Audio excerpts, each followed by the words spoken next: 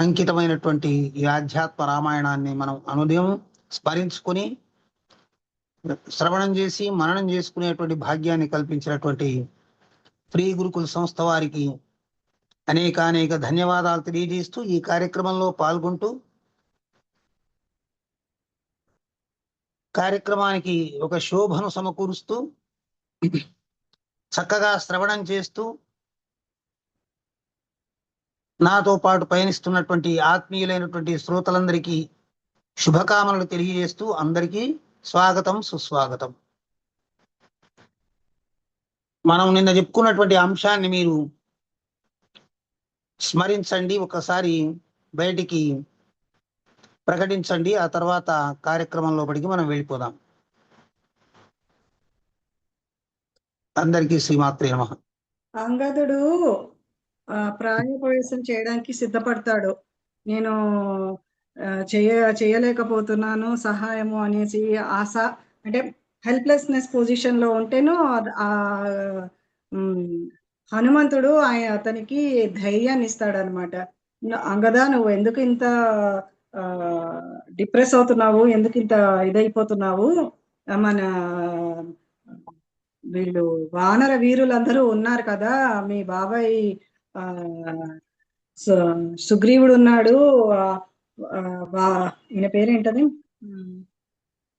జాంబవంతుడు ఉన్నాడు, నేనున్నాను, ఇంతమంది ఉండంగా నీ ప్రాణం మీదకి నువ్వెందుకు ప్రాణం తీసుకోవాలనుకుంటావు నాయనా, మనం అందరము కలిసి తప్పకుండా దక్షిణ దిక్కు ఉన్నది సీత అని చెప్పిన శ్రీరామచంద్రుడు, మనము వెతుకుదాము, మనకు దొరుకుతుంది తప్పకుండాను, నువ్వు అంత చిన్నబోకు అని చెప్పేసి అని అంటుండగా ఒక గుహ కనిపిస్తుంది వాళ్ళకి. ఆ గుహలోకి వెళ్ళినప్పుడు ఆవిడ ఉండండి గుర్తు రావట్లే, ఒక ఆవిడ యొక్క స్నేహితురాలు, అది మాత్రం గుర్తు వచ్చింది, స్వయంప్రభ. ఆమెకి స్నేహితురాలు అన్నట్టు. అయితే ఆమె వీళ్ళకి చెప్పి, సరే నేను రామనామంతో నేను ఇంకా జన్మ చాలించాలనుకుంటున్నాను అని చెప్పి అంటుంది. ఆ తర్వాత సంపాతి రావడం వరకు అయ్యింది. అంటే సంపాతి వస్తుండగా వీళ్ళు ఇవన్నీ మాట్లాడుకుంటాడు. అదేంటి జటాయు గురించి ఎందుకు వచ్చింది, అసలు ఎందుకు వీళ్ళు అదేంటి ఆ అరణ్యవాసానికి వచ్చారో, సీత ఎందుకు అపహరించబడిందో, జటాయు ఎందుకు ఇది చెప్పాడో అనేసి అనుకుంటుంటే, అదేంటి నా తమ్ముడు జటాయు పేరు వచ్చింది ఏంటి అనేసి అనుకొని, ఎవరు వీళ్ళు, ఎందుకు నా తమ్ముడు క్షేమమే కదా, ఏమైంది వాడికి అనేసి అడుగుతాడనమాట సంపాతి. అంతవరకు అయినట్టు నాకు గుర్తు, గురువు గారు. అంతే. నమస్కారం గురువు గారు. ఇంకొంచెం పార్ట్ నేను చెప్తాను. చెప్పండి. అంగదుడు, మనం ఏమి చేయలేకపోయాము, మనం ప్రాయోపవేశం చేసేసుకుందాము అని అంటే, హనుమంతుడు నీకు రహస్యం చెప్తాను నాయనా విను అని చెప్పి, శ్రీరాముడు అంటే సాక్షాత్తు శ్రీమన్నారాయణుడు, సీతామహాసాధ్యమ మహామాయ, లక్ష్మణుడు ఆదిశేషుడు, వాళ్ళంతా రాక్షస సంహారం కోసం లోకరక్షకుడుగా వచ్చాడు. మనమందరం ఆయన సేవకులుగా వానరులుగా జన్మించాము. ఈ కార్యం పూర్తి కాగానే అందరం తిరిగి వైకుంఠానికి వెళ్తాము, నువ్వు నిరాశ పడకూడదు అని చెప్పి ఓదార్స్తాడనమాట హనుమంతుడు. అవునమ్మా, అది ఒక ముఖ్యమైనటువంటి కథాంశం మీరు చెప్పారు, సంతోషం. ఈ సంపాతి అనేవాడు వచ్చేసిన తర్వాత ఈ విషయాలన్నీ వివరంగా చెప్పిన తర్వాత సంపాతికి పరమేశ్వరుడు పార్వతీదేవితో చెప్తున్నాడు అన్నట్టు, ఆదతే కౌతుకావిష్టాః సంపాతిం సర్వవానరాః పప్రచ్చుర్భగవన్ బ్రూహి సముదంతం త్వమాదితః. వీళ్ళందరూ, ఈ వానరులందరూ కూడా ఈ సంపాతిని చూసి, ఆయన వచ్చి జటాయు సోదరుడని తెలిసిన తర్వాత, సీత బ్రతికే ఉంది, దక్షిణ దిక్కు తీసుకుని వెళ్ళాడు, లంకానగరంలో ఉంది అని చెప్పిన తర్వాత, ఎవరు స్వామి, మీది ఏమిటిది, మీ ఉదంతం ఏమిటిది, మీ యొక్క పూర్వోత్తరాలు తెలియజేస్తే బాగుంటుంది అని అడిగారు ఆ కుతూహల మనస్కులైనటువంటి వానర శ్రేష్ఠులు. ఆ సంపాతి అప్పుడు వాడితో తన స్వవృత్తాంతాన్ని చెప్తున్నాడు. సంపాతి కథయామాస స్వవృత్తాంతం పురాకృతం అహం పురా జటాయుశ్చ భ్రాతరౌ రూఢయవ్వరం.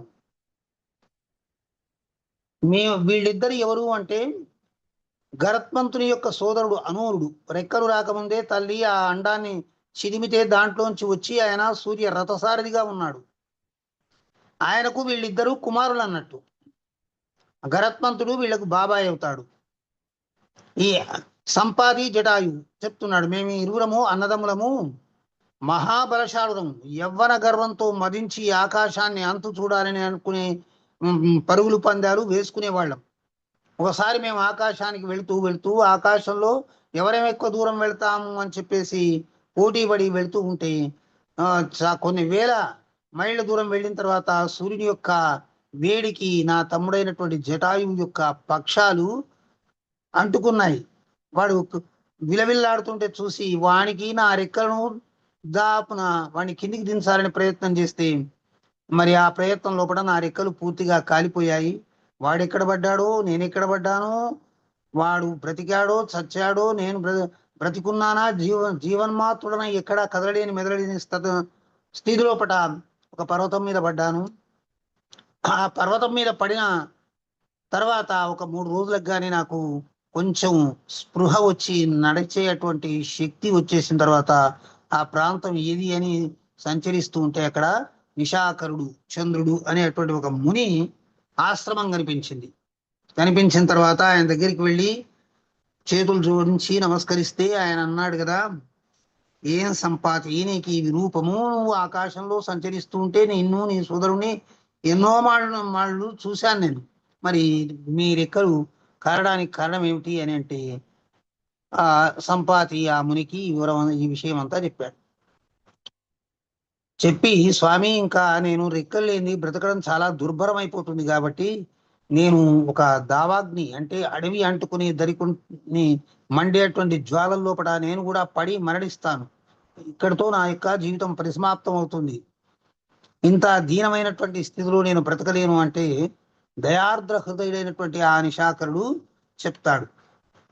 చెప్పి ఈ దేహం యొక్క అనిత్యత్వాన్ని గురించి, దేహి అంటే ఆత్మ యొక్క నిత్యత్వాన్ని గురించి ఆయనకు చాలా సుదీర్ఘమైనటువంటి ఆధ్యాత్మికోపదేశం చేస్తాడన్నట్టు.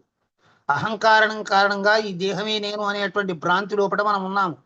ఈ దేహము మనము మన కర్మఫలాల్ని అనుభవించడానికి కృత ఫలాల్ని సమకూర్చుకోవడానికి వచ్చినటువంటిది ఇది.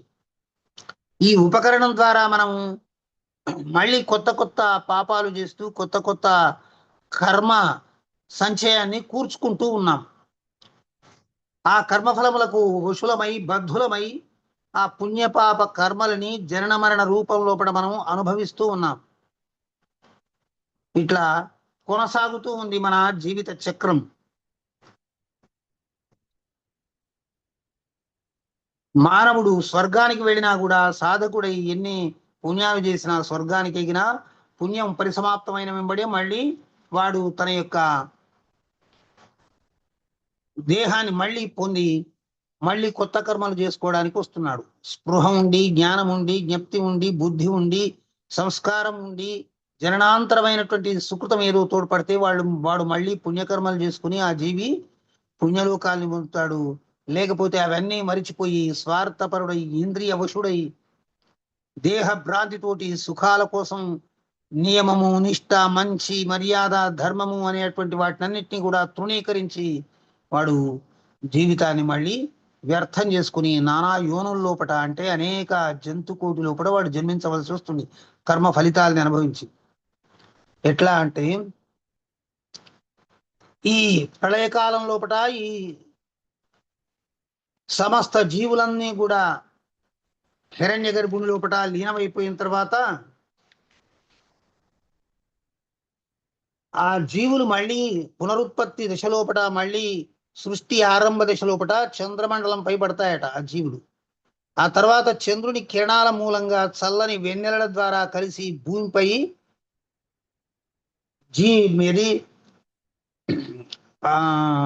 సస్యాలపై పడతాయి. సస్యకోటి జీవనాధారకుడు చంద్రుడు అంటే అది అర్థం. ఆయన సస్యాలపైన ఈ జీవుల్ని పంపిస్తూ ఉంటే ఈ జీవులు ఆ సస్యాల లోపల పెరిగి మానవులు చేసినటువంటి భోజనం ద్వారా వాళ్ళ లోపల వీర్యంగా తయారై శక్తిగా తయారై ఆ తర్వాత ఋతుకాలం లోపల స్త్రీ గర్భం లోపల ప్రవేశించి, అంటే ఆయా సంస్కారాలకు తగినటువంటి వాళ్ళ గర్భంలోనే ఆయా కర్మలు అనుభవించడానికి అనువైనటువంటి వాతావరణంలోనే మళ్ళీ వాళ్ళు జన్మిస్తారు. అదంతా కూడా జీవన వృత్తాంతం ప్రారంభ దశ నుంచి కూడా మళ్ళీ చెప్తున్నాడు. గర్భస్థంలో పిండంగా పరిణామం చెంది మావిచే చుట్టబడి 5 రోజుల్లో బుడగగా మారి 7 రాత్రుల్లో మాంసపు ముద్దగా 15 రోజుల లోపల రక్తాన్ని నింపుకుని 25 రాత్రులు గడవక మునిపే అంకురము, చిన్న అంకురం అంటే మొలకెత్తేటువంటి ప్రాణం మొలకెత్తేటువంటి స్థితి లోపలికి వచ్చేసి 1 మాసం గడిచిన తర్వాత మెడ, తల, భుజములు, వెన్నెముక, పొట్ట అను 5 అంగాలు క్రమంగా ఒకదాని తర్వాత ఒకటి ఏర్పడతాయన్నట్టు ఆ పిండం లోపల. ఆ తర్వాత 2 నెలలు క్రమంగా కాళ్ళు, చేతులు, పార్శ్వములు అంటే పక్కలు, నడుము, మోకాళ్ళు తయారవుతాయి. ఈ క్రమం ఏనాడు కూడా మారదు, ఇది ఇట్లే ఉంటుంది. 3వ నెలలో అంగసందులు, 4వ నెలలో వ్రేళ్లు ఉత్పన్నమవుతాయి, పుడతాయి అన్నట్టు. 5వ మాసంలో ముక్కు, చెవులు, నేత్రములు ఏర్పడతాయి. అప్పుడే దంతాల వరుస అంటే చిగుళ్ళు లోపట ఒక వరుసగా ఏర్పడతాయి. గోళ్ళు, గుహ్యము ఏర్పడతాయి. 6వ మాసంలో చెవుల రంధ్రాలు స్పష్టంగా ఏర్పడతాయి. మరి స్త్రీ పురుష భేదాలు కూడా అప్పుడే ఏర్పడతాయి. 7వ నెలలో రోమాలు, శిరోజాలు, 8వ నెలలో సర్వాంగముల స్పష్టత్వము ఏర్పడుతుంది. ఓ పక్షిరాజా, ఈ విధముగా స్త్రీ గర్భాశయమందు గర్భము వృద్ధి యగును. 9వ మాసమునందే జీవునకు పూర్తిగా చేతనాశక్తి ప్రాప్తిస్తుంది.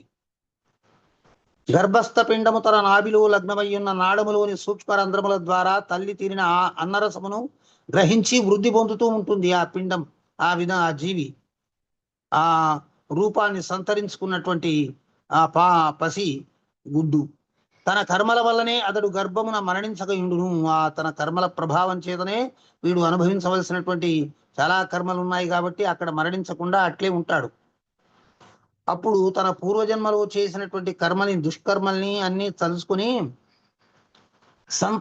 సంతప్తుడవుతాడు. ఆ 9వ మాసం లోపల చాలా దుఃఖాన్ని అనుభవిస్తూ ఉంటాడు జీవుడు.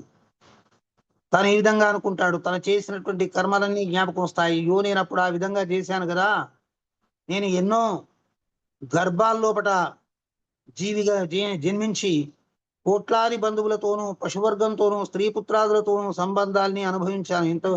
ఎన్నో గడిచిపోయాయి. అభాగ్యుడినైన నేను ఆ సమయమున స్వప్నంలో కూడా విష్ణు భగవానుని స్మరించలేదు, స్తుతించలేదు.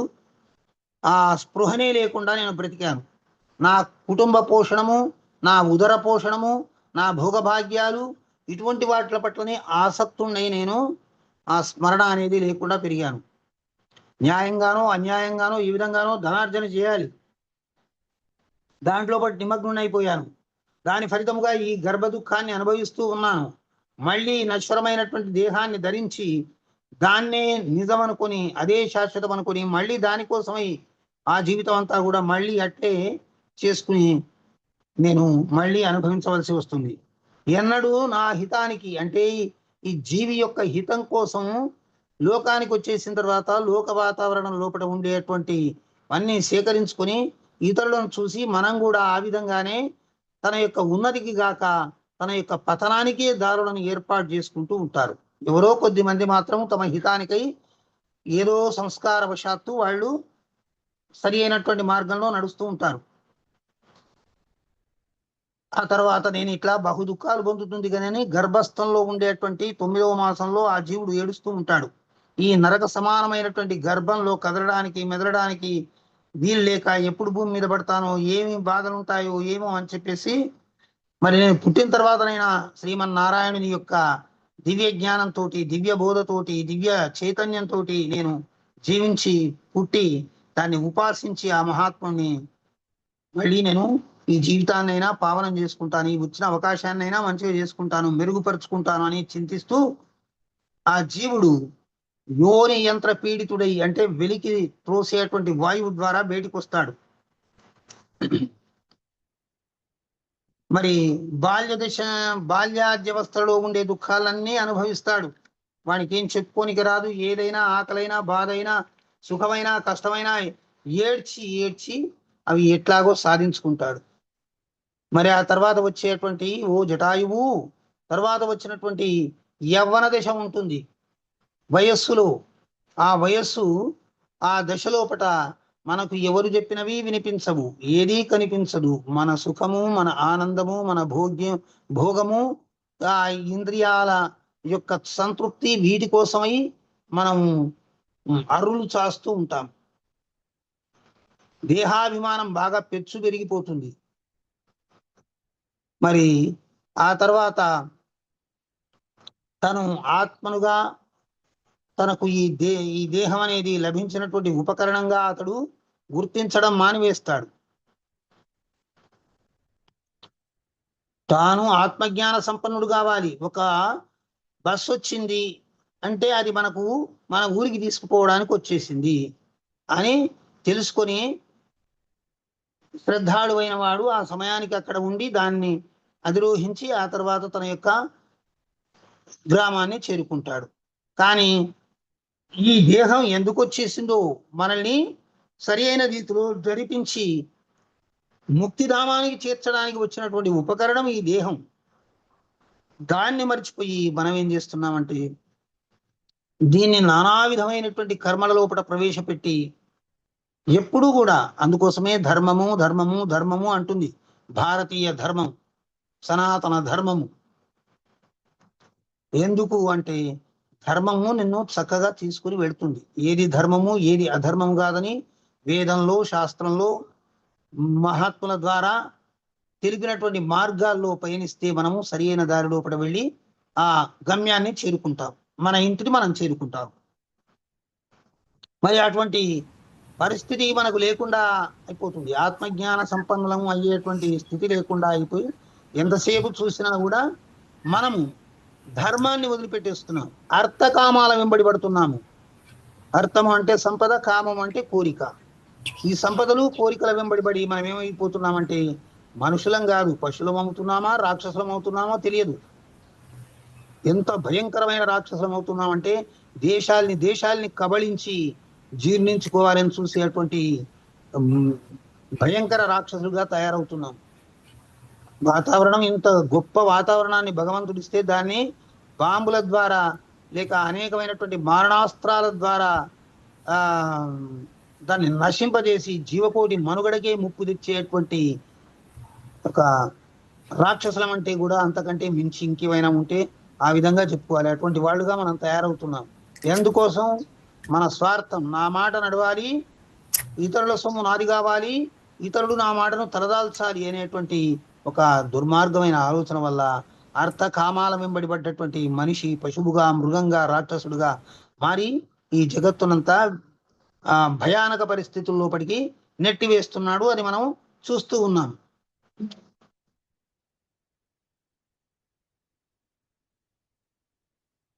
మరి ఎవడైతే జ్ఞాన మార్గంలో వెళ్తాడో, ఎవడైతే తనను తాను తెలుసుకోవడానికి నిరంతరం యత్నం చేస్తూ ఉంటాడో, ఈ జీవితం ఎందుకు ఏర్పడ్డది, ఈ దేహం ఎందుకో వచ్చింది, దీని ద్వారా చేయవలసినటువంటి ముఖ్యమైనటువంటి కర్తవ్యం ఏమైనా ఉందా, దానికి మన పూర్వీకులు ఏమైనా చెప్పారా, మన గ్రంథాల్లో ఏమైనా ఉందా అని చెప్పి తెలుసుకోవాలని ప్రయత్నించినటువంటి వాళ్ళు, ఆ ప్రయత్నంలో సఫలురైనటువంటి వాళ్ళు ఎవరో కోటికి ఒకరు అన్నట్టు. మరి యోగి అయినటువంటి వానికి అజ్ఞానజన్యమైనటువంటి సుఖ దుఃఖాల యొక్క సొంటు అంటే సుఖ దుఃఖాల యొక్క స్పర్శ పోతుంది వాడికి. సుఖ దుఃఖాల పట్ల ఉండే ఆసక్తులన్నీ కూడా వెళ్ళిపోతాయి. కాబట్టి నీ ప్రారంభం క్షయం కానంత వరకు ఈ దేహాన్ని ధరించి ఉండవలసిందే. ఈ దేహము దీని యొక్క కర్మల్ని, పుణ్యపాపాల్ని, సుఖ దుఃఖాల్ని అనుభవించవలసింది అని ఇదంతా నిశాకరుడు, ఆ చంద్రుడు అనేటువంటి ముని పక్షిరాజు అయినటువంటి సంపాదికి చెప్తున్నాడు అని పరమేశ్వరుడు పార్వతీదేవికి వివరిస్తున్నాడు. పక్షిరాజా, అత్యంత హితకరమైనటువంటి మాట నీకు ఇంకోటి చెప్తున్నాను, వినుము. నువ్వు దీన్ని గుర్తుపెట్టుకుంటే నీకు ఒక ఆశ చిగురిస్తుంది. త్రేతాయుగం లోపల అవ్యయుడైనటువంటి శ్రీమన్నారాయణుడు దశరథ కుమారుడై జన్మిస్తాడు. దండకారణ్యంలో సంచరించవలసిన అవసరం వస్తుంది. ఆ సందర్భంలో రావణాసుడనే రాక్షసుడు అతని భార్యను సీతను అపహరించుకుని వెళ్తాడు. మరి ఆ తర్వాత సీతామాతను వెతుకుతూ రామచంద్రుడు అటుగా వచ్చి సుగ్రీవునితో మైత్రి చేస్తాడు. సుగ్రీవాజ్ఞ ప్రకారం కొంతమంది వానరులు ఈ ప్రాంతానికి వస్తారు సీతాన్వేషణ లోపట. ఇదంతా నిశ్చయము.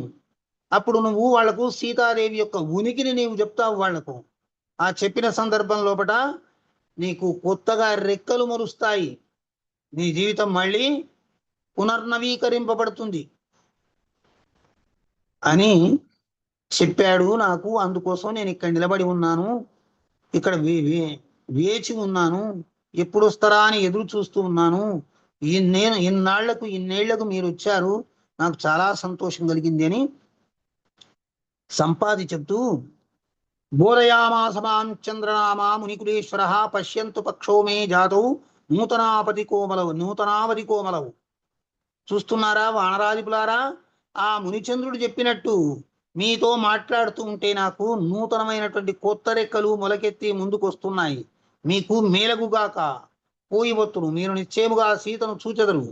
అనుల్లంఘనీయమైనటువంటి ఈ సాగరాన్ని దాటడానికి ప్రయత్నించండి, మీరు ఒక ప్రయత్నం చేయండి.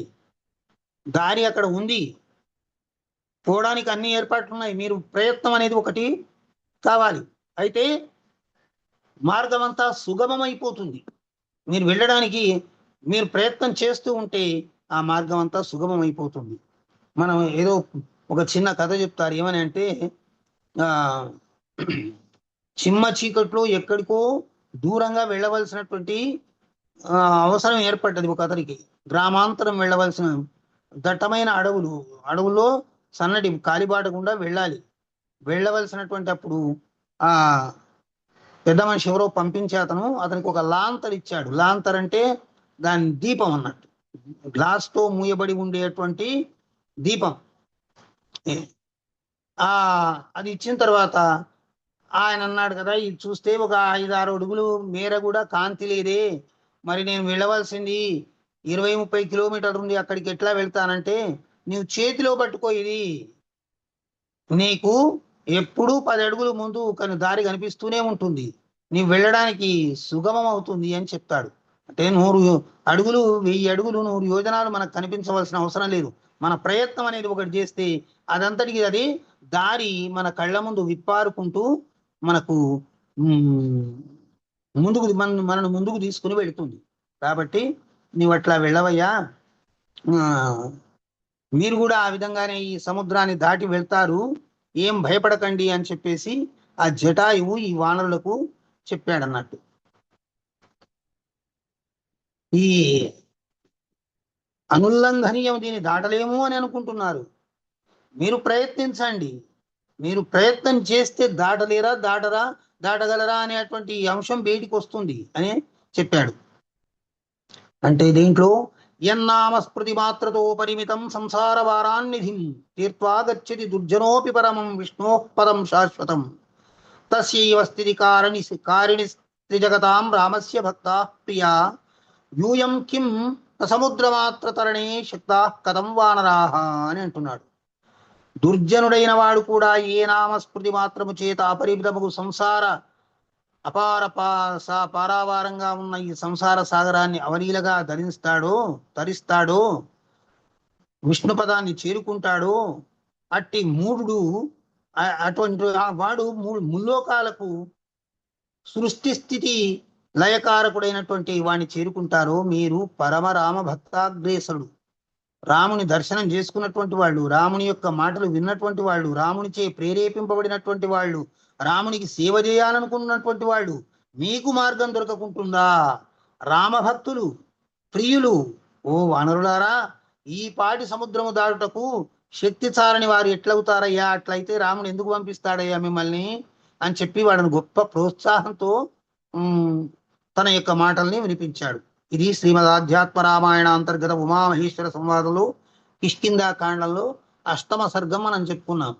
ఇట్లా చూడండి, ఒక ప్రయత్నం మనం చెప్తుంటే, రామాయణం చెప్తుంటే ఎన్నో విషయాలు మనం నేర్చుకుంటున్నాం. మనం ప్రయత్నం చేయాలి. ఎప్పుడు కూడా దైవాన్ని విస్మరించొద్దు. ఎప్పటికి కూడా మన యొక్క ఈ సుఖ సంపదలు, ఈ ఐశ్వర్యాలు, ఈ భోగభాగ్యాలు, ఈ దేహము శాశ్వతమని భ్రమించవద్దు. ధర్మాన్ని అనుసరించండి, దైవాన్ని ఆ చేరుకోండి అనేటువంటి విషయాలు ఎన్నో చెప్తూ ఉన్నారు. అవన్నీ నేర్చుకోవాలి. కథామాత్రంగా విని అక్కడికి మర్చిపోవడం కాదు. ఈ కథ మన జీవితానికి ఏ విధంగా తోడ్పడుతుంది, దీని ద్వారా మనం ఏ విధంగా ముందుకు అడుగులు వేయగలుగుతామా అని ఆలోచన చేసి, మననం చేసి మనం స్వాయత్తం చేసుకోవాలి. ఇది మనది, మన కోసం చెప్పబడింది, మన జీవుల కోసము చెప్పబడింది అనేటువంటి అంశాన్ని గ్రహించి మనం నేర్చుకోవాల్సినటువంటి అంశాలు కొల్లలు. ఇట్లా అయిన తర్వాత ఇంకేం చేయాలి? ఈ వానరులందరూ ఏం చేశారు అని పార్వతీదేవి అడిగింది. అడిగితే పరమేశ్వరుడు చెప్తున్నాడు, గతే విహాయ సా రుద్రరాజే వానర పుంగవాహ హర్షేణ మహతావిష్టాహ సీతాదర్శన లాలసాహ. సీతను ఎప్పుడెప్పుడు దర్శించాలనే తహతహలో ఈ వానర పుంగవులందరూ కూడా అత్యంత ఆనందభరితులై వెళ్ళారు. కానీ చూస్తే సముద్రము అంతంత అలలు ఉవ్వెత్తుగా ఎగుస్తూ వచ్చి పడి తీరాన్ని తాకి వెనక్కి ముందరికి వెళుతూ భయంకరమైనటువంటి సుడిగుండాలతోటి తిమింగలాది జలజంతు జాలంతో ఉన్నటువంటి ఆ సముద్రాన్ని చూసే వరకే కొంచెము గుండె జలధరించి ఆగిపోయింది. గుండె కొట్టుకోవడం కొంచెం సేపు ఆగిపోయింది వానరులకు. అప్పుడు అంగదుడు అన్నాడు, మీరందరూ బలశాలుడు,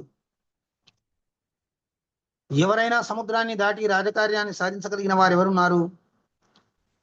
అతడెవరో ఈ ప్రాణికోటికి అంతటికి, ఈ వానర కోటికి, ఇప్పుడు మనం వచ్చిన వాళ్ళందరికీ కూడా ప్రాణదాత అతడే. ఆ మహాబలుడు ఎవరు? ఇతడు కేవలం మనకే కాదు, రామునికి సుగ్రీవునికి కూడా ప్రాణదానం చేసినటువంటి వాడు. ఇట్లు యువరాజు అంగదుడు మాట్లాడుతూ ఉంటే వానర సైనికులు నివ్వెరబోయి ఎవరు ఏం బలగకుండా అట్లా చూస్తూ ఊరుకున్నారు. కార్యసిద్ధికై తమ తమ బలాల్ని ప్రత్యేకంగా చెప్పండి, మీరు ఎంత దూరం లంఘించగలరు, మీకు తెలుసు కదా, మీ ఆ మాటలు చెప్పండి అని తమ బలాల్ని తెలియజేయడానికి పూనుకున్నారు వానరులందరూ. జాంబవంతుడు 100 యోజనములని చెప్పి ఇట్లను, నేను 100 యోజనాలు దూకగలుగుతాను. పూర్వకాలంలో శ్రీ విష్ణు భగవానుడు త్రివిక్రముడై పాద ప్రసారము చేసినప్పుడు అతని చరణమును చుట్టూను భూభాగమునకు సరిపడి ఉన్న దానిని 21 మార్లు ప్రదక్షిణము చేసిదిని. భూభాగాన్నంతా ఆవరించుకున్నటువంటి విష్ణు పదాన్ని నేను నా వయస్సు లోపట, వామనావతార కాలం లోపట, విష్ణువు త్రివిక్రముడైన కాలం లోపట 21 సార్లు ప్రదక్షిణ చేశాను నేను. ఆ ప్రదక్షిణ లోపట ఒక పర్వతం వచ్చి ఆయన మోకాళ్ళు గుద్దుకున్నదట, శిఖరం విరిగిపోయిందట. ఇప్పుడు వృద్ధుణ్ణి అయ్యాను, లంఘించడానికి నాకు శక్తి చాలదయ్యా, నేను ముసలివాడిని అయిపోయాను అంటే అప్పుడెప్పుడో వామనావతారంలోని ఈ వాడు ఇతడు. మరి అంగదుడు అన్నాడు కదా, నేను కూడా 100 యోజనాలు దూకగలను, కానీ మరి తిరిగి వస్తానో లేదో నేను చెప్పలేను అంటే జాంబవంతుడు అన్నాడు కదా, నీవు రాజువు, మా అందరికీ నాయకుడవు, నియామకుడవు, మమ్మల్ని నడిపించేటువంటి వాడవు, మళ్ళీ సమర్థుడైనటువంటి వాడవు, నువ్వు ఇంతమంది ఉండి నువ్వు పని చేయడం ఏమిటి మరి అంటే మరి ఎవరెవరో ఎంతెంత దూకగలుగుతామో మనమైనా చెప్పుకోవాలి కదా, లేకపోతే ప్రాయోపవేశం చేసి మళ్ళీ మరణించవి. ఈ రెండే మనకు శరణ్యాలు. ఒకటి ఈ సముద్రాన్ని లంఘించి సీతాదేవి దర్శనం చేసుకుని రావడము, రెండవది ప్రాయోపవేశం చేసి మరణించడము, లేకపోతే సుగ్రీవుని చేతిలో మనం హతమైపోతాము. అంటే జాంబవంతుడు అన్నాడు, నువ్వెందుకు విచారం చేస్తావు నాయన, ఈ కార్యసిద్ధి ఎవరి వలన సాధ్యమవుతుందో వాళ్ళని నేను చూపిస్తాను కదా అని ఆ ఉదాసీనంగా ఒక రాతి ఈ అది గుండు పైన కూర్చొని సముద్రం కేసి అలా చూస్తూ ఏది పట్టనట్టు కూర్చున్నాడు హనుమంతుడు. ఏకాంతంలో ఉదాసీనంలో ఉండటం ఏమిటిదయ్యా, ఇటువంటి కార్యభారం నెత్తిన పెట్టుకున్నప్పుడు మోసుకుపోవడానికి సంసిద్ధులను చేసి మమ్మల్ని అందరినీ ప్రేరేపించేవాడు నువ్వు ఇట్లా ఉండడం ఏమిటిది, నీవెవరో తెలుసా నీకు? సాక్షాత్తు వాయుపుత్రుడవు, వాయుతుల్య పరాక్రముడవు, వాయుదేవునికి మహాబలుడైనటువంటి వాయువుకు ఏమాత్రం కూడా తగ్గవు, నువ్వు ఇంకా కొంచెం హెచ్చుగా ఉంటావు కానీ తగ్గవు. మహాత్ముడవు, వాయుదేవుని చేత రామకార్యార్థమై నీవు జననం పొందినావు, నీకు ఈ సంగతి తెలియదు. ఈ రామకార్యం నిర్వహించడానికే వాయుదేవుని యొక్క పరాక్రమం చేత నీవు పుట్టావు. పుట్టగానే నీవు చేసిన పని ఏంది, ఉదయించుతున్న సూర్యుడిని మృంగాలనుకుని పండనుకుని భక్షించాలనుకుని ఆ బాల్య చేష్ట లోపట ఆకాశానికి ఎగిరిపోయావు. ఎన్నో వందల యోజనాల ఎత్తుకు ఎగిరి అక్కడి నుంచి ఇంద్రుని వజ్రాయుధం దెబ్బకు నేలపై పడ్డావు. ఆ పర్వతం అంతా ఆ హనుమంతుడు పడే వరకు ఆ పర్వత భాగం అంతా కూడా విచ్చుకొని పోయిందట. మరి నీ యొక్క పరాక్రమాన్ని గురించి ఎవరు వర్ణిస్తారు, ఎవరు చెప్తారు? రామకార్యం సాధించేటువంటి ప్రముఖుడవు నువ్వు. ఓ సువ్రత, మమ్మల్ని అందరినీ రక్షింపవలసినటువంటి వాడవు కదయ్యా నువ్వు. ఇట్లా కూర్చొని ఉండడం ఏమిటి? ఆ విధంగా జాంబవంతుడు హనుమంతుని యొక్క దివ్య పరాక్రమాన్ని వర్ణిస్తూ, కీర్తిస్తూ, స్మరిస్తూ, జ్ఞాపకం చేస్తూ ఉంటే మేరుమందర సంకాశంగా హనుమంతుడు అట్లా పెరిగిపోయాడు. భయంకరమైనటువంటి ఒక సింహనాదం చేశారు. చేసే దానికి గుండెలన్నీ అదిరిపోయాయి వానరులందరికీ. అపర త్రివిక్రమావతారం లాగా ఉన్నాడు. సముద్రాన్ని లంఘించి లంకనంతా భస్మీపడలం చేసి రావణుని సపరివారంగా నశింపజేసి సీతను సాధించి తీసుకుని వస్తాను. లేకపోతే రావణుని మెడకు వాలాన్ని చుట్టి ఎడమ చేతితో సపర్వతయుతంగా లంకా నగరాన్ని పెళ్లగించి త్రికూట పర్వతాలతో సహా పెళ్లగించి తీసుకొచ్చి రాముని ముందు పడేస్తాను. శుభలక్షణమైన జానకీదేవిని చూసే తిరిగి వస్తాను. చూడకపోతే ఏదో ప్రళయమే, ఏదో విలయమే సంభవిస్తుంది. ఈ జాంబవంతుడు ఈ మాటలు విని అంటున్నాడు, నాయనా నీకు శుభమగుగాక. జీవించి ఉన్నటువంటి శుభలక్షణయుత అయినటువంటి సీతాదేవిని చూసిరా. ఎందుకంటే రాముడు సాక్షాత్ నారాయణుడు, సీత సాక్షాత్ పరమేశ్వరి, భగవతి మాయాశక్తి లక్ష్మి. ఆమె ఎవరూ ఏమీ చేయలేరు ఆమెను. తర్వాత రామసహితుడవై పరాక్రమం చూయింతువు గాని, రాక్షస కోటికి నీ యొక్క దెబ్బ రుచి చూయింతువు గాని శుభముగుగాక. ఆకాశంలో నువ్వు పోయేటప్పుడు నీకు భద్రమగుగాక. రామకార్యార్థమైపోయేటువంటి నిన్ను వాయుదేవుడు అనుసరించుగాక. ఈ విధంగా జాంబవదాదుల యొక్క ఆశీర్వాదాభినందనలతోటి ఆ వానరవీరుడు మహేంద్రగిరి పర్వతాన్ని అధిరోహించాడు. విశాలకాయుడై, బంగారు వన్నె గలవాడై, ఎర్రని ముఖము గలవాడై, పెద్ద వాసుకి, శేషుడు మొదలైనటువంటి పాములలాగా బాగా ఉబ్బి దీర్ఘాలైనటువంటి బాహువులు కలిగినటువంటి వాడై సర్వభూతములకు కనిపిస్తున్నాడు. సహా నాగేంద్ర ప్రతిభో మహాత్మా సువర్ణవర్ణోరుణ చారువక్త్ర మహాఫణీంద్రాభ సుదీర్ఘబాహు పాతాత్మజో దృశ్యత సర్వభూతై. సర్వభూతాలకైనా అట్లా కనిపిస్తున్నాడు. ఆకాశాన్ని చీల్చుకొని అవతలికి వెళ్ళిపోతాడా ఏమన్నట్లా పెరిగిపోయి కనిపిస్తూ ఉంటే ఈ శ్రీమదాధ్యాత్మ రామాయణాంతర్గత ఉమామహేశ్వర సంవాదంలో కిష్కిందా కాండ 9వ సర్గాన్ని మనం పూర్తి చేసుకున్నాం. ఆ తర్వాత 10వ సర్గ లోపల అది సుందరకాండల లోపలికి ప్రవేశిస్తున్నాం. సుందరకాండ లోపలికి ప్రవేశించి ఆ హనుమంతుడి యొక్క దివ్య విక్రమాన్ని ప్రదర్శింతుముగాక. ఈ విధంగా జరిగిన తర్వాత ఏమైంది, మళ్ళీ హనుమంతుడు ఎట్లా వెళ్ళాడు అని పార్వతీదేవి అడిగితే పరమేశ్వరుడు చెప్తున్నాడు, శతయోజన విస్తీర్ణం సముద్రం మకరాలయం విలంగై ఈశ్వరానంద సందోహో మారుతాత్పజ ధ్యాత్వా రామం పరాత్మానమిదం వచనమబ్రవీత్ పశ్యంతు వానరా సర్వే గచ్చంతం మాం విహాయస. ఆ మహాదేవుడు పార్వతీమాతతో ఈ విధంగా చెప్తున్నాడు. ఆనంద సందోహం మూర్తి భవించిన మారుతాత్పజుడు ముఖమంతా మోదాయమానమైపోయింది, శరీరం అంతా ఉబ్బిపోయింది, ఆనందం తబ్బిబ్బైపోయింది. ఎట్లాగైనా లంకా నగరాన్ని పెళ్లగించైనా దిస్తాను, సీతను దర్శించైనా వస్తాను అనేటువంటి దృఢ నిశ్చయము ఆయన మనస్సు లోపట స్థిరీకరింపబడ్డది.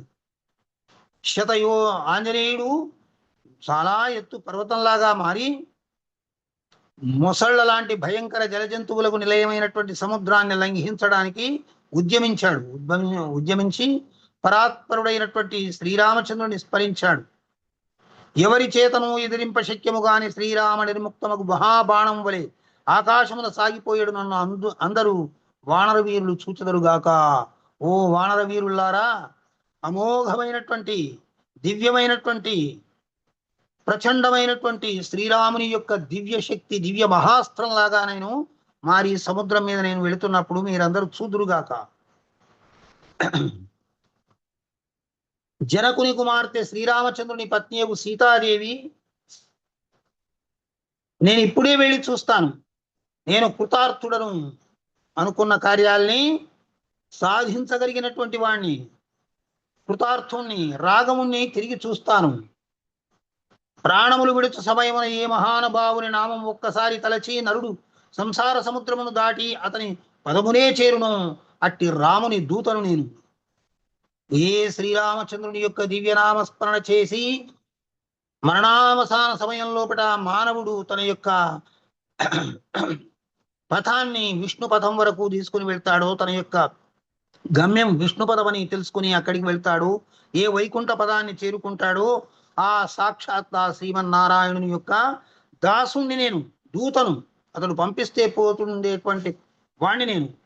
వ్రేలి ముద్రికను పొందినవాడను, రామచంద్రుని చేత ముద్రికను పొందినవాడను. నా మాట వేరుగా చెప్పవలసినటువంటి అవసరం లేదు. ఉప్పొంగిన పౌరుషంతో మాట్లాడుతున్నాడు ఆంజనేయుడు.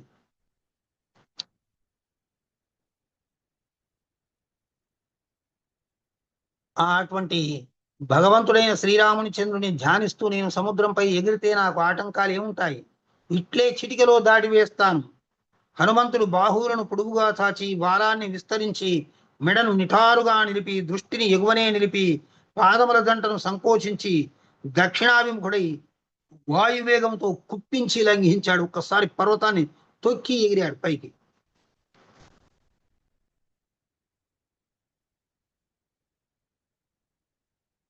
ఆకాశత్వరితం దేవైర్వీక్షమాణో జగామసః దృష్ట్వా అనిలసుతం దేవా గచ్చంతం వాయువేగతః. ఆకాశంలో దేవతలందరూ కూడా చూస్తున్నారు. ఆ దేవతా స్వరూపులైనటువంటి వాళ్ళు ఆకాశాణువుల లోపట సంచరిస్తూ హనుమంతుడిని చూస్తున్నారు. ఆయన వేగాన్ని లెక్కించడానికి ప్రయత్నం చేస్తూ ఉన్నారు. వాయువేగంతో వెళుతున్నటువంటి హనుమంతుడిని చూసి ఏమి బలపరాక్రమాలు, ఏమి మహాశక్తి అని చెప్పేసి అనుకుని ఆయనను పరీక్షించాలని అనుకున్నారు. అని గొప్ప బలశాలి వాయువేగం గల ఈ వానరుడు ఇట్లా వెళ్తున్నాడు కదా, లంక ప్రవేశించడానికి శక్తుడవుతాడా?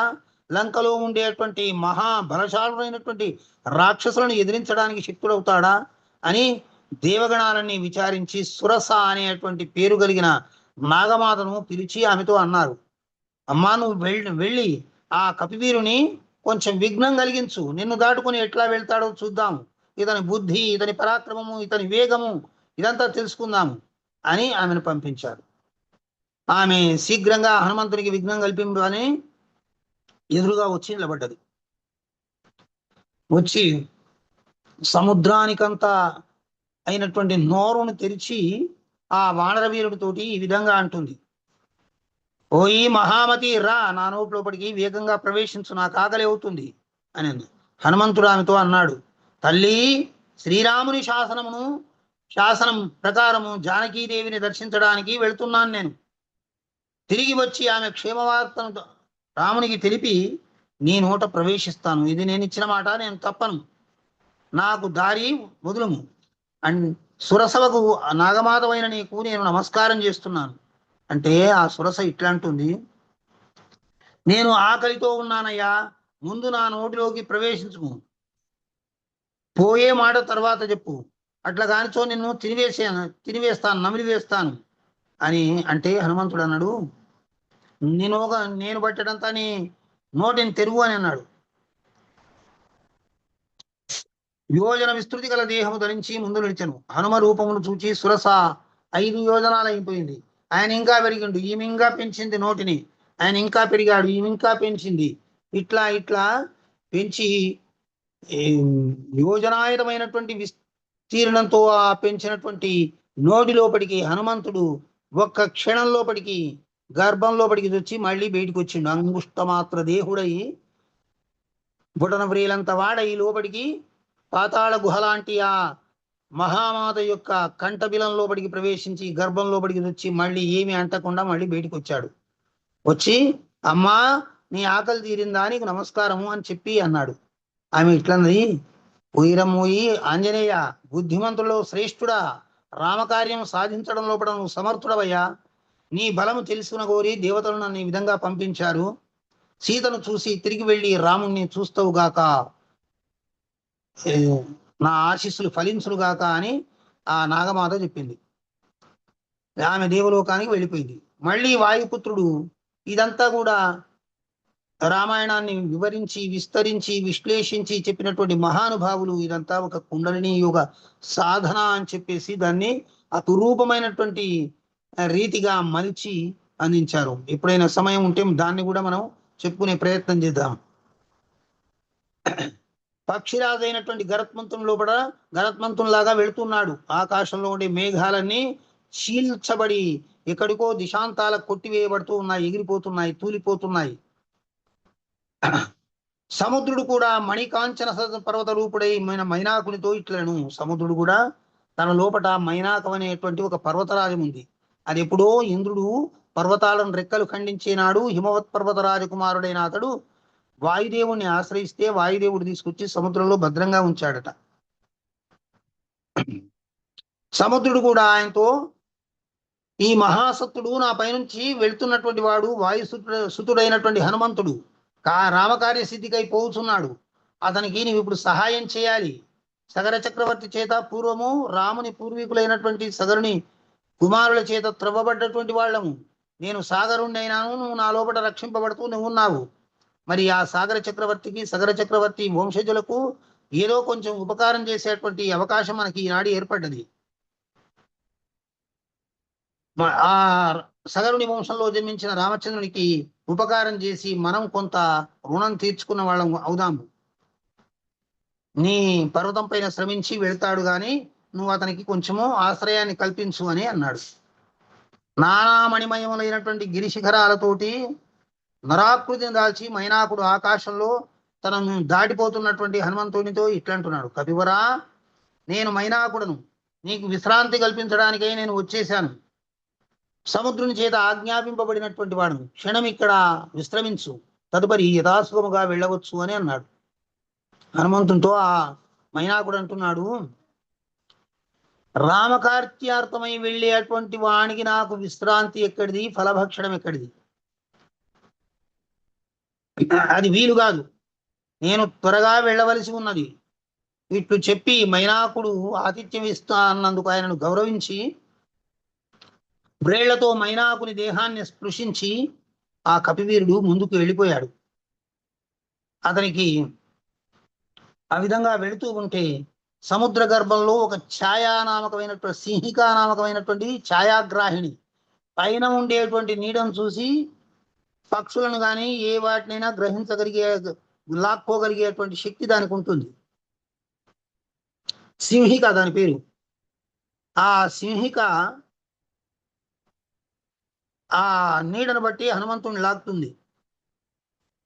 వీర్యవంతుడకు హనుమ ఆమెచే పట్టుబడి ఈ విధంగా చింతించాడు. ఏమి ఈ విఘ్నం ఇట్లా వస్తుంది, విఘ్నాల పైన విఘ్నం ఈ విధంగా వస్తుంది అని చెప్పేసి, ఇది ఎవరిచే కల్పింపబడది, ఇక్కడ ఎవరైతే కనిపించడం లేదు అని యోచించి క్రిందికి దృష్టి సారిస్తే అది పాతాళ గౌహరం లాగా నోరు తెరిచి ఉంది. అది చూసి దాన్ని ఇది సుగ్రీవుడు చెప్పింటాడు, ఈ సముద్రం దాటి అప్పుడు సింహిక అనేటువంటి రాక్షసి ఇట్లా ఛాయాగ్రాహిణి ఉంటుంది, జాగ్రత్త అని. అప్పుడు అమాంతం దాని గర్భంలోపడికి దూరి ఆంత్రనాళాలని ప్రేవుల్ని అన్నిటిని కూడా భయంకరమైనటువంటి వజ్ర నఖాలతోటి ఛేదించి ఆకాశంలో పడికి ఎగిరిపోయాడు. అంతటా నానా విధములకు ఫలకుసుమములు నానా పక్షి మృగములచే నిండినటువంటిది, పుష్పలతలు కలిగినటువంటిది త్రికూట గిరి శిఖరం దగ్గరికి చేరుకున్నాడు. ఎన్నో ప్రాకారాలతోటి ఉంది, ఎన్నో కోటగోడలు కలిగి ఉంది, అన్ని వంకలా పెద్ద పెద్ద అగడతలు ఉన్నాయి. ఈ లంకా నగరాన్ని ఎట్ట ప్రవేశించాలి అని అనుకున్నాడు, చింతాపరుడయ్యాడు. మరి రావణుని ఏ విధంగా అయినా చూసి బుద్ధి చెప్పి పోవాలని వచ్చాడు. ఈ లంకను సూక్ష్మ రూపంలో నేను రాత్రియే ప్రవేశించను, ఈ విధముగా చింతించి అతడనే నిలిచి రాత్రి అయిన తర్వాత లంకానగరం లోపలికి ప్రవేశపెట్టాడు.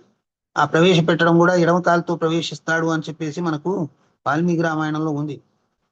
ప్రతాపవంతుడకు అతడు సూక్ష్మ శరీరమును దాల్చి ద్వారమును ప్రవేశించను. సాక్షాత్తు రాక్షసీ రూపాన్ని ధరించిన లంకాపురి అధిదేవత లంకిణి ఎవడవరా నువ్వు అని చెప్పేసి బెదిరించింది. ఇట్లనుచు రోషంతో ఎర్రబడిన కన్నులు గల ఆమె హనుమంతుని గట్టిగా కొట్టింది.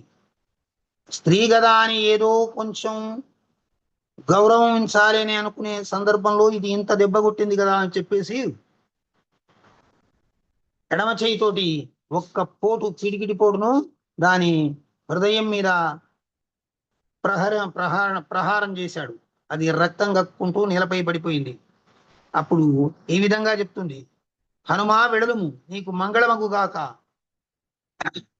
అనగుడా నీ చేత లంక జయించబడినది. అంటే లంక నీ చేతిలో ఓడిపోతుంది తప్పకుండా. ఇంతకు ముందు ఒకప్పుడు బ్రహ్మనాథో చెప్పినాడు, భూభార హరణార్థమై భగవంతుడు బ్రహ్మ స్వయముగా ప్రార్థించగా 28వ చతుర్యుగమన త్రేతాయుగమన అవ్యయుడును నారాయణుడును అగు దాశరథి రాముడనై అవతరించగలను. బ్రహ్మ ప్రార్థిస్తే చెప్పాడు, నేను రాముడిని వస్తాను, అప్పుడు ఈ రావణాసురుని సంహారం చేస్తాను. భార్యా సోదరులతో రాఘవుడు మహావనమునకు వెళ్ళగలడు. మహామాయకు సీతను అతడ రావణుడు అపహరింపగలడు. ఆ తర్వాత రామునకు సుగ్రీవునితో మైత్రి ఏర్పడును. సుగ్రీవుడు జానకిని వెతకడానికి వానరులను పంపిస్తాడు. దాంట్లో ఒక వానరుడు వచ్చి నిన్ను బెదిరించడమే కాదు, నిన్ను ఓడిస్తాడు. అప్పటితో ఇక ఈ లంకానగరం యొక్క చరిత్ర పరిసమాప్తం అవుతుందని ఒకనాడు బ్రహ్మ వివరించాడు. ఆ విధంగానే ఇప్పుడు జరుగుతుంది. రావణుని వినాశనము ఇక తప్పదు. సర్వము జయించబడినది. శ్రేష్టముకు రావణాంతఃపురములో ఉత్తమము క్రీడావనములో మధ్యలో దివ్య వృక్షములు నిండి ఉన్న అశోకవనం ఉన్నది. శింశుపా వృక్షము ఒకటి ఆ వనమునకు మధ్యలోనున్నది అని చెప్పి ఈ గుర్తులన్నీ చెప్తుంది దీంట్లో, ఈ ఆధ్యాత్మ రామాయణంలో లంకిణి. ఘోర రూపులైనటువంటి రాక్షస స్త్రీల చేత అక్కడ రక్షింపబడుతుంది. ఆమెను చూసి విషయం తెలుసుకొని రాఘవునికి నివేదించు ఈ విషయాన్ని. నేను ధన్యురాల్ని, నాకు ఈ బానిసత్వం నుంచి విముక్తి కలిగించావు. శ్రీరాముని యొక్క స్మృతి కలిగింది. రామనామం చేత నేను తరించిపోతాను. ఎల్లప్పుడూ దాశరథి నా హృదయంలో నిలిచిగుండుగాక అని పవనసుతునిచే సముద్రం లంఘింపబడగానే భూపుత్రి సీతకు దశవదనుడు ఎప్పుడైతే హనుమంతుడు సముద్రాన్ని లంఘించాడో సీతకు రావణాసురునికి ఎడమ కన్ను ఎడమ భుజాలు అదిరినాయి. అతీంద్రియులకు రామునికి శరీరము కుడి భాగము పదే పదే తీవ్రముగా అదిరింది. శరీరము కన్ను అదరడం అంటే స్త్రీలైతే ఎడమ కన్ను అదిరితే శుభము, పురుషులకు కుడి కన్ను అదిరితే శుభము. కానీ సీతకు రావణాసురునికి ఎడమ కన్ను అదిరింది అంటే అది సీతకు శుభము, రావణాసురునికి అశుభము. శ్రీరామచంద్రుడికి కుడి కన్ను అదిరింది, కుడివైపు భాగం అంతా కూడా ఇట్లా అదిరిపోయింది. అది శుభలక్షణ సూచిక. ఈ ఉమామహేశ్వర సంవాద రూపమైనటువంటి ఆధ్యాత్మ రామాయణాంతర్గత సుందరాకాండలో ప్రథమ సర్గాన్ని మనం పూర్తి చేసుకున్నాం. ఈ సర్గ పూర్తి అయిన తర్వాత ద్వితీయ సర్గలో జరిగేటువంటి వృత్తాంతాన్ని గురించి మనం తర్వాత కథలో పడ తెలుసుకుందాము. అంతవరకు మీ అనుభూతుల్ని అందరూ సమయాన్ని వినియోగించుకొని పాల్గొన్న వాళ్ళందరూ ఇంచుమించుగా ఇంతకుముందు మాట్లాడని వాళ్ళు కూడా మాట్లాడి మీ యొక్క అభిప్రాయాన్ని తెలియజేయాలని చెప్పేసి కోరుకుంటున్నాను. జై శ్రీమన్నారాయణ గురువు గారు. జై శ్రీమన్నారాయణ. గురువు గారు, సంపాతికి చెప్పిన ముని పేరు ఏంటి గురువు గారు? సంపాతికి అంటే రహస్యం అంటే జన్మ ఎలాగా వస్తుంది అని ఇక్కడ ఈ రామాయణంలో చంద్రుడు అనే చెప్పారు. చంద్రుడు. ఓకే, చాలా మంచి విషయం చెప్పారు గురువు గారు. నిశాకరుడు అని చెప్పారు. నిశాకరుడు అన్న చంద్రుడే. ఓకే, అంటే కుడి భుజం ఎడం భుజం అనేది చాలా, అంటే సీతకు ఎడం కన్ను భుజం చాలా మంచిగా అనిపించింది గురువు గారు. అలాగా చెప్తా ఉంటారు కదా, కుడి కన్ను ఎడం కన్ను అదిరితే. ఓకే గురువు గారు, మంచి విషయాలు. సుందరాకాండకు ప్రవేశించాం, చాలా సంతోషం గురువు గారు. సంతోషం. హరే కృష్ణ గురువు గారు. నాకు చిన్న అనుమానం. అంటే ఇందాక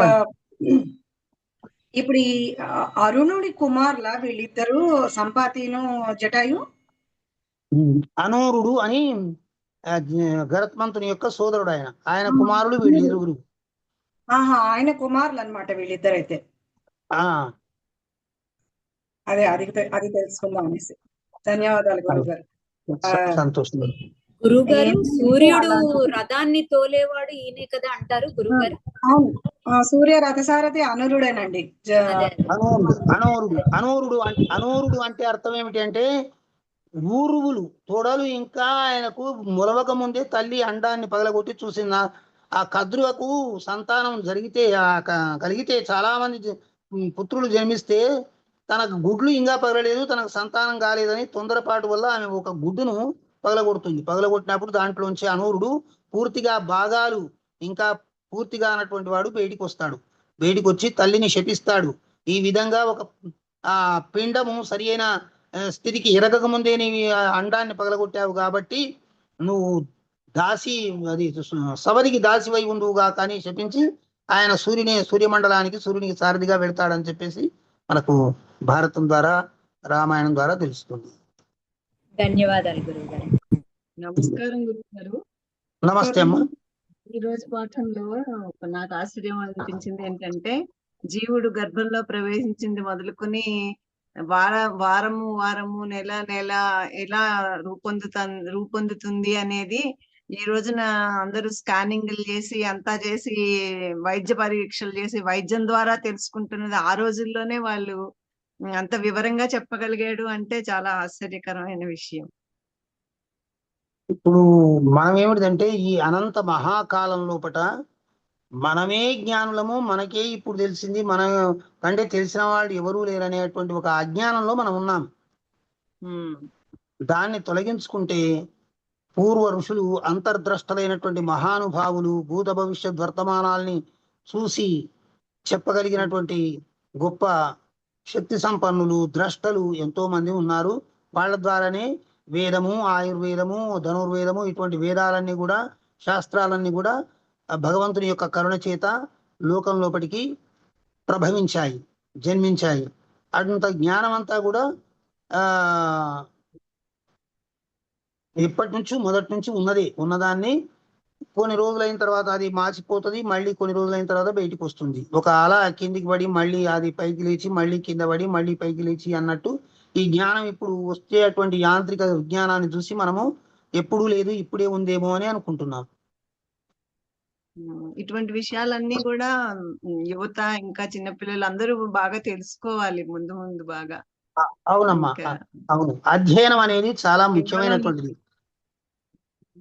కేవలం మెడికల్ పరిజ్ఞానము ఇంగ్లీష్ లో మెడిసిన్ చదివితేనే ఇవన్నీ తెలుస్తాయి అనడానికన్నా ముందే ఇవన్నీ ఆల్రెడీ మన పురాణాల్లో నిక్షిప్తమై ఉన్నాయంటే అది చాలా గ్రేట్ కదా గురువు గారు. అవును, అది గొప్పదే. కానీ మనం దాని నుంచి దూరం అయిపోయాము. ఈ రామాయణ భారతాల నుంచి, వేదాల నుంచి, శాస్త్రాల నుంచి దూరం అయిపోవడం వల్లనే మనకి దుర్గతి. అవును గురువు గారు. సమాజంలో ఇంత దుఃఖం పురుగుబడి ఉంది. కారణం ఏమిటంటే వాటికి దూరం కావడం వల్లనే. అవును గురువు గారు. నిధులు అంటారు అందుకే వీటిని తెలుసుకోవాలి. ఇంకా ఎవరైనా మాట్లాడతారా? నమస్కారం గురువు గారు. నమస్తే అమ్మా, చెప్పండి. గురుగారు, ఈ రోజు సంపాతి చెప్పారు కదా గురుగారు, ఏదైనా ప్రయత్న లోపం లేకుండా మనం ప్రయత్నించాలి అని. ఆ వర్డ్ చాలా బాగుంది గురుగారు. అండ్ మనం ఎక్కడికైనా వెళ్ళాలి అంటే ఫస్ట్ స్టెప్ అనేది ఇంపార్టెంట్. అలాగే ఆయన చూపించిన ఒక చిన్న అదేదో అన్నారు గురుగారు, ల్యాంప్, లాంతర్తో ఒక 10 అడుగుల దూరం వరకు మనకు కనిపిస్తుంది. తర్వాతది మనంతలో మనం నడుచుకుంటూ వెళ్తే గోల్ రీచ్ అవుతాము అని. చాలా బాగుంది గురుగారు ఈ రోజు అది చెప్పింది. కనిపిస్తూనే ఉంటుంది. మనం వెళుతూ ఉంటే అది కనిపిస్తుంది, మనం వెళ్ళకుండా ఉంటే అది అంతే ఉంటుంది. ఒక ఆశ పెట్టుకొని సంకల్పంతో నడుస్తూ ఉంటే ఆటోమేటిక్ గా కనిపిస్తుంది అనే విషయం చాలా బాగుంది గురుగారు. మన రామాయణాన్ని క్లియర్ గా వినాలి కానీ చాలా విషయాలు తెలుస్తాయి గురుగారు. తప్పితే మనం ఇప్పుడు ఫాలో అవ్వలేకపోతున్నాం అంతే. బట్ ఇలాంటి అవకాశం ఇచ్చినందుకు మీకు ఫీ గురుకుల వారికి చాలా చాలా ధన్యవాదాలు గురుగారు. సంతోషం. స్నేహితులారా, ఇంకొక విషయం ఏమనుకోవద్దు, ఎవరిని ఉద్దేశించి అనట్లేదు. దయచేసి మాట్లాడేటప్పుడు కనీసం వీడియో ఆన్ చేసుకుంటే బాగుంటుంది. అంతే, వేరే ఇంకేం లేదండి. సిగ్నల్స్ సరిగ్గా ఉండట్లేదండి. వీడియో పెడితే వినిపించట్లేదు, అందుకే పెట్టట్లేదు. అంటే మిమ్మల్ని ఉద్దేశించి కాదు, మామూలుగానే చెప్తున్నాను అనమాట. ఎవరు మాట్లాడుతున్నారో కనీసం తెలుస్తుంది ఎవరు మాట్లాడుతున్నారా అని ముఖం చూస్తే, అందుకోసమని, వేరే ఇంకేం కాదండి.